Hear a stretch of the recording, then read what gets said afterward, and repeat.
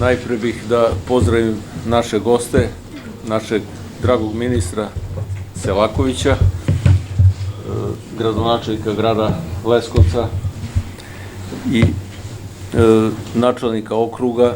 Ovo je u sklopu predizborne kampanje, ova poseta, i nama je drago da mi imamo posete ovako visokih državnih zvaničnika, pre svega posete našeg predsjednika koja je bila pre par dana, dovoljno govori, Aleksandra Vučića, dovoljno govori o tome koliko država misli o svima nama i o svakom delu svoje teritorije. To što smo imali 3 posete predsjednika države za 3 godine govori o apsolutnoj posvećenosti samog predsjednika i svih funkcionera Srpske napredne stranke. Kao što vidite, posete su maltene svakodnevne od ljudi iz vrha stranke i najbližih predsjednikovih ljudi.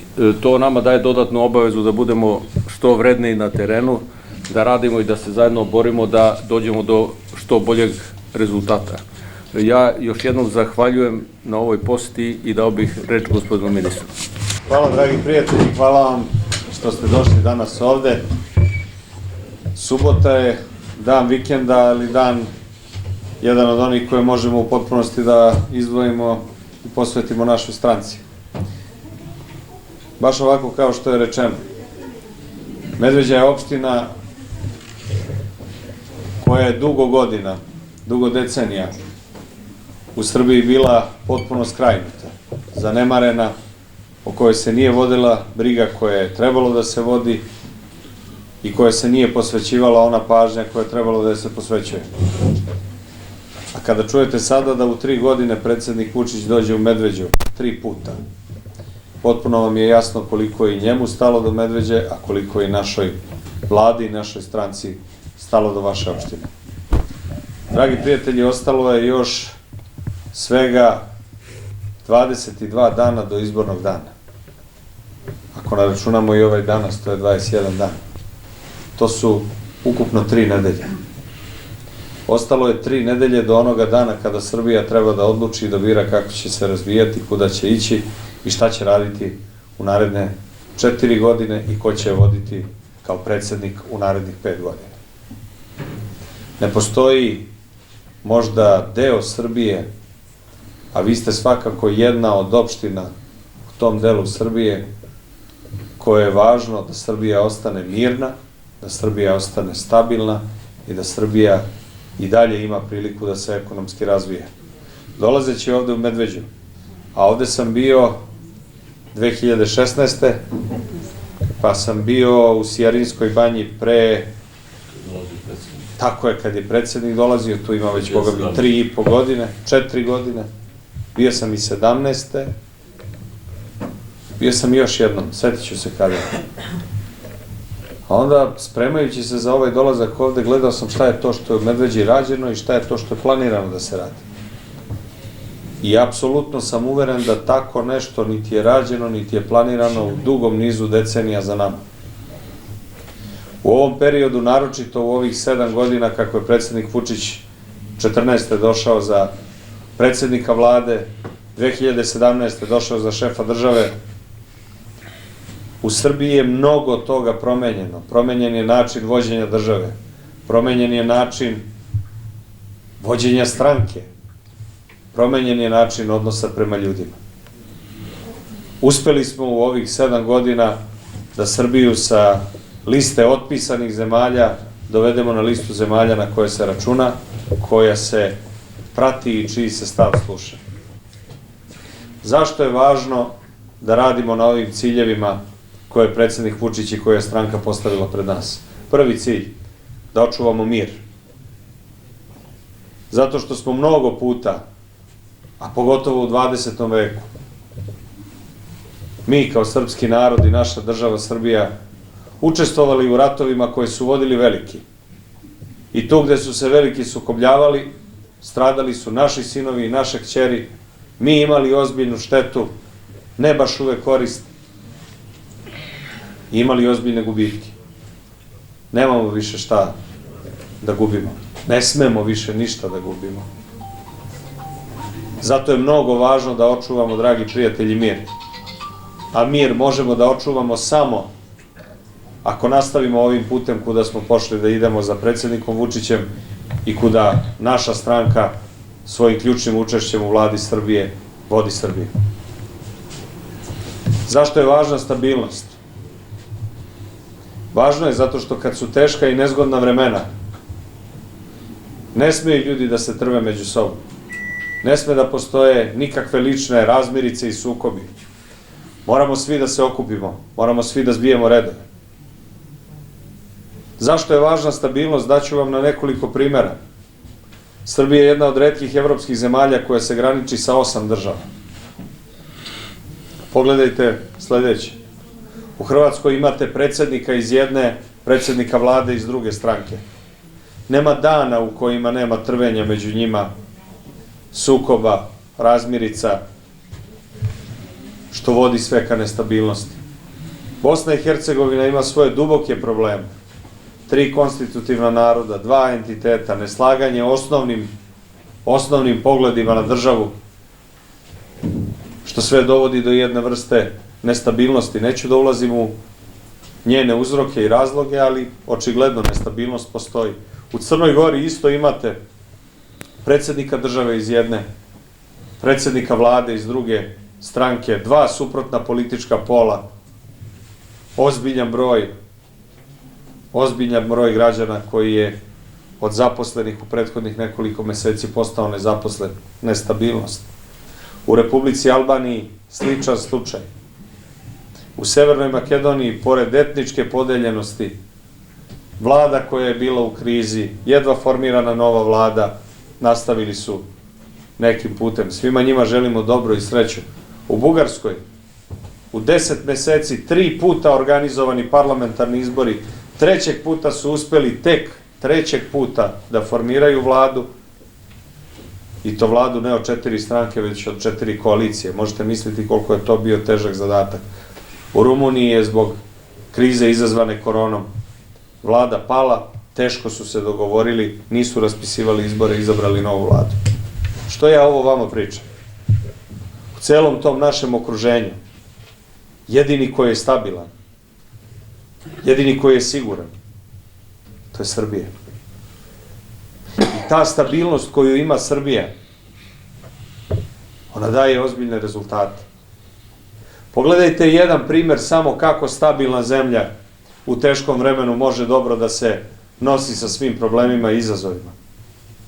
Pre 2 godine i 6 dana u Srbiji je proglašena pandemija COVID-19. Nije bilo maski, nije bilo rukavica, nije bilo dezinfekcionih sredstava. Tada je se predsjednik Vučić obraćao narodu i rekao u roku od 7 dana imaćete sve to u Srbiji da kupite na svakom mestu, u svakoj apoteci, u svakoj prodavnici, na svakom mestu. Nije bilo potrebno 7, prošlo je 5 dana, imali ste u Srbiji to da kupite gde ste hteli. Pa su nam onda rekli, umiraće nam ljudi, nemamo dovoljno respiratora, bolest napada disajne organe, disajne puteve. Jagma je nastala na svetskom tržištu i tražnja za respiratorima. Naša zemlja je brže nego iko u regionu obezbedila dovoljno respiratora. Toliko dovoljno da smo mogli prijateljima i da poklanjamo. Pa je onda rečeno nemamo dovoljno bolničkih postelja. Neće moći ljudi da se leče od bolesti od kojih inače boluju, bit će nam pune bolnice. Naša država je druga u svetu, posle Narodne Republike Kine, za samo 4 meseca uspela ne da razapne šatore na praznoj livadi, nego da od prazne livade, da od ledine podigne 3 potpuno nove bolnice u Beogradu, u Novom Sadu, u Kruševcu, za samo 4 meseca. Ne prazne zgrade, nego potpuno opremljene bolnice, sa zaposlenim novim lekarima, novim medicinskim sestrama. Kada ni jedna jedina država Evropske unije nije imala vakcine, pošto su vakcine pronađene, naša država je pre bilo koje države Evropske unije obezbedila vakcine za naše građane, 4 vrste vakcine, građani su mogli da biraju koju žele da prime. A 5 meseci od nabavke, od pronalaska vakcine, 5 meseci nakon toga počeli smo da proizvodimo vakcine u Beogradu. Što sam ja o vama pričao? niko više ne priča toliko o koroni. Uglavnom ljudi pričaju o ovoj nesreći na istoku Evrope. Nisam vam ja ovo pričao zbog bolesti. Ja sam vam ovo ispričao da znate koliko ste srećni, koliko smo svi srećni da živimo u ozbiljnoj, dobro organizovanoj državi, državi koja je unapred prepoznavala kakvi nam problemi slede, spremno ih dočekala i zato kod nas korona nije bila politička tema. Koliko god da je to neko pokušavao da uradi. Zato što smo kao država spremno dočekali taj udar. Na isti način kao što danas, kada se nad Evropom i svetom nadvila druga kriza, mi je čekamo sa spremnim količinama energenata, prehrambenih proizvoda i drugih svakodnevnih životnih potrepština. Kako je to moguće? Pa moguće je zato što imamo stabilnu državu, imamo domaćinsku vlast.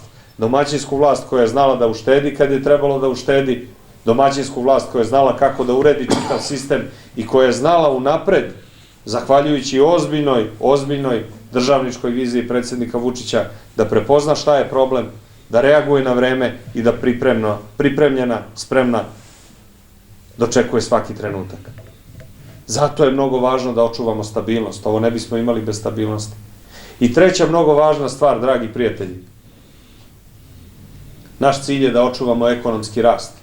Očuvati ekonomski rast znači sačuvati radna mesta koja imamo, sačuvati rast plata, rast penzija, sačuvati priliv direktnih stranih investicija u Srbiju koje omogućavaju i rast plata i penzija, koje omogućavaju da Srbija poslednje 2 godine, kada su svi u svetu padali, ona bude najbrže rastuća ekonomija Evrope. Teška vremena traže jake lidere, a jaki lideri su oni koji u teškom vremenu znaju, umeju, mogu i smeju da donese teške odluke. One odluke koje su za dobro države i za dobro naroda. Znate li ikoga ko je znao spremnije i bolje da donosi takve odluke i da tako radi državni posao do predsjednika Vučića? Ja sam imao tu čast da 3,5 godine radim sa njim kao njegov generalni sekretar. Da vidim i neverovatnu energiju i entuzijazam, posvećenost poslu, ali da vidim i nešto što je retkost da se vidi, to je strateška vizija, da možete da projektujete gde želite da vidite vašu državu i za 5, ali ne samo za 5, nego za 15, za 30, za 50 godina. To je ono što predsjednik Vučić radi. Ja nikad nisam brže stigao u Medveđu. Od Lebana do Medveđe sređen je čitav put. Kad sam dolazio prvi put sam bio 2016. pre 5,5-6 godina. Bruka i sramota je bio put na šta je ličio onda. A evo država je smogla snage da taj put sredi. Kao što je smogla snage da uradi vodovod, kao što je smogla snage da radi i na domu zdravlja i u Medveđi i u Sijarinskoj banji. Kao što je u Sijarinsku banju uložila i u njoj uradila više nego što je urađeno u prethodnih 4,5 decenije. I tek će da radi. Zato što nam je Medveđa važna, zato što nam je svako od vas važan. Ali da ne zaboravimo jednu važnu stvar. Dakle, jesu 3. izbori za predsjednika, jesu 3. izbori za parlament, ali su izbori i ovde za lokalnu samoupravu. Toliko smo dali snage, energije i podrške i našem predsjedniku i našoj vladi da se bori za našu zemlju, da se bori za naše interese. Na međunarodnoj sceni tamo gde ne zavisi sve od nas. Tu je mnogo važno kada naš predsjednik ode na različite vrste i razgovora i pregovora, da zna da iza njega stoji većinska Srbija.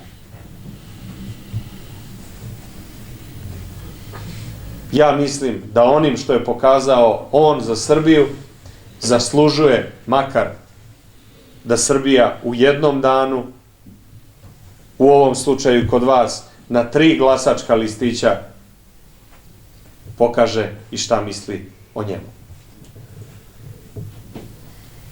I zato iz petnih žila, svom snagom, svom energijom, do pobede 3. aprila, da pobedimo još jednom, ozbiljno, snažno, da bismo naredne 4 godine pobeđivali svakoga dana. Hvala vam, dragi prijatelji, što ste došli.